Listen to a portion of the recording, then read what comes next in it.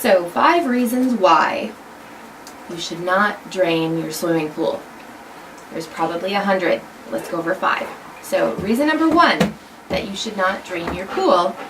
So before you say that, here's the scenario that likely happens. Not always, but likely. Someone buys a home that has a pool in it, and they want to get rid of the water because it was the old owner's water. The old owner left the house dirty or did this or did that, or for some reason, people oftentimes think, well, I don't want their water, I want my own water. Which leads to some of these reasons why not to. If you think that you want to drain the water from your pool, and you do it under supervision of a pool professional who knows some of the things that you should be watching out for, or you have a reason to do it, such as you're having an acid wash done, or you are having work done on the pool, again, hopefully you have somebody advising you who can help you do it in the best way possible. So, reason number 1, don't take the water out of your pool. If you have a gunite pool, a fiberglass pool, or a vinyl pool, or a hybrid pool, which are pretty much the only way pools come in the US, you can cause from minimal damage that's only a little bit of money to fix to catastrophic damage resulting in more than the full cost replacement of the pool when it was originally built. You can cause that kind of damage from taking the water out of a pool. And some of the things that we see in a fiberglass or a gunite pool is a pool popping out of the ground. Now, it can move this much, and it can move this much. I've seen, in both cases, I've seen fiberglass pools pushed all the way out of the ground. I've seen gunite pools with huge, massive waterfalls on the end pushed right out of the ground. It doesn't matter. Once that happens, there is no easy fix. If it moves inches in a gunite pool, that can be modified. It's expensive to do, but you can leave the pool where it is and remodify the top of it, but not an easy thing to do. In vinyl, you run that risk if you just drain the pool of the liner shrinking. And if the liner shrinks, once there's no water on it, it's pretty difficult to put back in without having problems or with it tearing. So that would be kind of the first reason not to, is the structural damage that can happen to each of the pools. Secondly is, well, did you have a second? I mean, No, go ahead. because you can fill them. I'll just fill in if you want to give the top 5 reasons that you think, and I'll fill in what I think about them. Well, you just led me to thinking of reason number 2. You will have to replace your water when you refill it. One common misconception is that you can fill the pool straight from the hose or from your well, and then as long as it looks pretty, you don't have to do anything to it. Or maybe the water will come back in and it won't look pretty.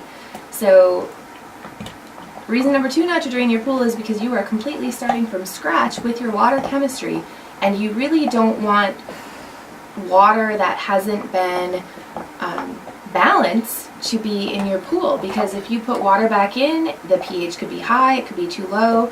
You could create conditions with the new water where you make it corrosive or basic, Which would imprint the scaling. Yep. So lots of things, if you think that you just want to get rid of the old water because you want new water, there's a lot more to it than that. There's very few cases where water comes out of any tap completely balanced. There's always going to be trace elements in it. There's always going to be pH too high, too low, and any one of those things can cause damage to a pool. People don't think that. They think, oh, it's just water. Well, no, as I jokingly say, water created the Grand Canyon. And if it could create that, I suspect that it could damage the surface of a pool. So that's certainly a good one, is pay attention that when you do empty it, you have to be cautious. It's like starting it, a new startup. You have to start it up properly. So reason number 3 not to drain your pool is maybe your neighbor drained their pool and you were talking and they gave you advice, because everybody has advice for people who own pools, especially if they have one. So maybe your neighbor had a gunite pool with a main drain that had a hydrostatic relief valve, and maybe their valve was working properly. Maybe you have a gunite pool, maybe it doesn't have a hydrostatic relief valve, Maybe your valve is broken, or maybe you don't have a gunite pool. Maybe you have a fiberglass pool, which wouldn't have that type of protection for your pool should you drain it. So the neighborly advice, the well-intentioned advice, again, please have a pool person advising you in some of these things. And every pool is very different. I've often said that you can have 3 homes with 3 pools in the same subdivision in the same row, and you don't treat them all the same. There's different water volumes. There's different tap source water. You can say it's the same, but it's really not. It may come out of the hydrant, the municipal water, but it's running through different plumbing, different, all those things, different temperature. Your base water temperature may be different than your neighbor's, which is going to change how the water chemistry is. So you're absolutely right, and don't just listen to the neighbors because they did it safely that you'll be able to do it safely. Now, chances are that you could, but you don't want to make that mistake and then have a problem with that. Another thing to think about is when draining a pool. Is this tip number 4? This will be tip number 4. When draining a pool, pay attention to where, as much as you shouldn't do it, but if you are going to do it, pay attention to where you're draining the water. Because as municipalities change, they're starting to pay more attention to surface drainage, and they're noticing if more water is going into the storm sewers. And I've even heard cases where people have been fined for dumping water down their driveway into the storm sewer. Or is it traveling downhill toward your neighbor's basement? Or is it going down over the hillside and flooding a neighbor's garage? Or is it running it down the sidewalk and creating a big puddle down at the neighbor's yard? There's all those things that as you're taking large quantities of water, you need to pay attention to. A small amount of water, backwashing your filter for just a few minutes, that water is going to dissipate pretty quick. But if you're running any type of a pump for a long period of time, the ground around the pool area can't absorb that water very quick, and you run the risk of damaging other things, even damaging the lawn. If you're dumping water and the chemistry is really bad, you always run the risk of burning the grass. If it's your grass, it's one thing, but what if it's your neighbor's grass? Mm-hmm. So I would certainly say, if you're going to do it, although we don't recommend doing it, pay attention to where the water's going. Yeah. So tip number 5, reasons not to drain your pool, is safety.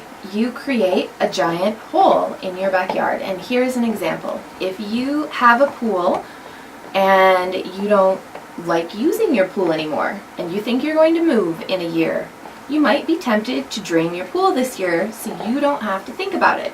Well, if you drain your pool, chances are that you're going to have all kinds of damage happening to it.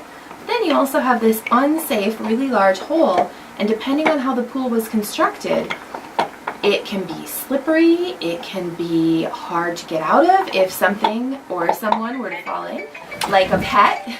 So definitely make sure that you have safety in mind and you're thinking ahead for the future and not just for today. Good advice. There's all kinds of things that could happen between kids playing in there and saying, ooh, let's get our skateboards out or our bikes out and play in this hole in the backyard, which seems like a great idea until it's not a great idea when someone gets hurt doing it. And, the more often you give an opportunity for people to do stuff, the more likely someone's going to do it. Mm-hmm. And by leaving a pool empty is never a good idea. There's never a good time for it. Well, we enjoy answering questions, so if you have any question that you would like answered, maybe we'll do it as the top 10 things to think about this particular item, or maybe it'll be 5, or maybe it'll just be 1, but send us your questions.